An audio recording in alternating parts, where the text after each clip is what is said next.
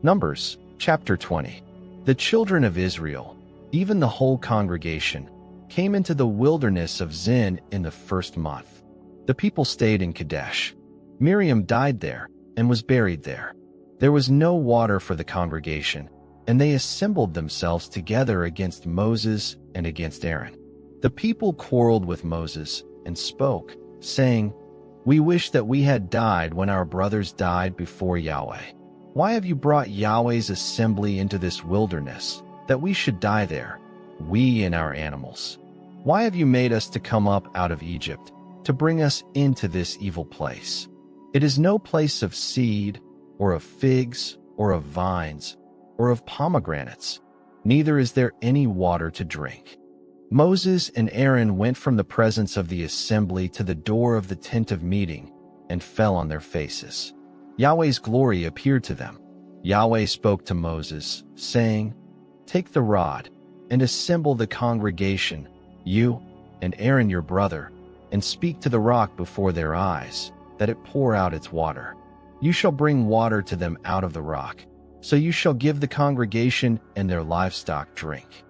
Moses took the rod from before Yahweh, as he commanded him. Moses and Aaron gathered the assembly together before the rock, and he said to them, "Hear now, you rebels, shall we bring water out of this rock for you?" Moses lifted up his hand and struck the rock with his rod twice, and water came out abundantly. The congregation and their livestock drank.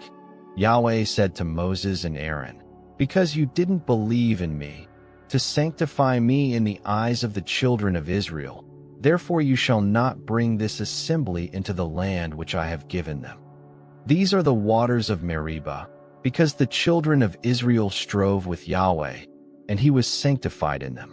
Moses sent messengers from Kadesh to the king of Edom, saying, "Thus says your brother Israel, you know all the travail that has happened to us, how our fathers went down into Egypt, and we lived in Egypt a long time.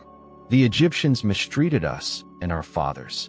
When we cried to Yahweh, he heard our voice, sent an angel, and brought us out of Egypt.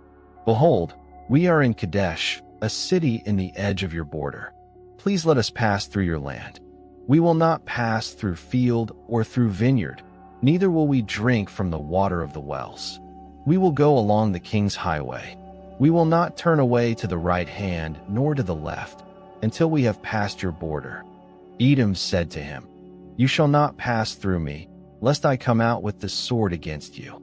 The children of Israel said to him, "We will go up by the highway, and if we drink your water, I and my livestock, then I will give its price. Only let me, without doing anything else, pass through on my feet." He said, "You shall not pass through." Edom came out against him with many people and with a strong hand. Thus Edom refused to give Israel passage through his border, so Israel turned away from him. They traveled from Kadesh, and the children of Israel, even the whole congregation, came to Mount Hor. Yahweh spoke to Moses and Aaron in Mount Hor, by the border of the land of Edom, saying, "Aaron shall be gathered to his people, for he shall not enter into the land which I have given to the children of Israel, because you rebelled against my word at the waters of Meribah. Take Aaron and Eleazar his son, and bring them up to Mount Hor, and strip Aaron of his garments, and put them on Eleazar his son. Aaron shall be gathered, and shall die there." Moses did as Yahweh commanded. They went up into Mount Hor in the sight of all the congregation. Moses stripped Aaron of his garments, and put them on Eleazar his son. Aaron died there on the top of the mountain, and Moses and Eleazar came down from the mountain. When all the congregation saw that Aaron was dead, they wept for Aaron 30 days, even all the house of Israel.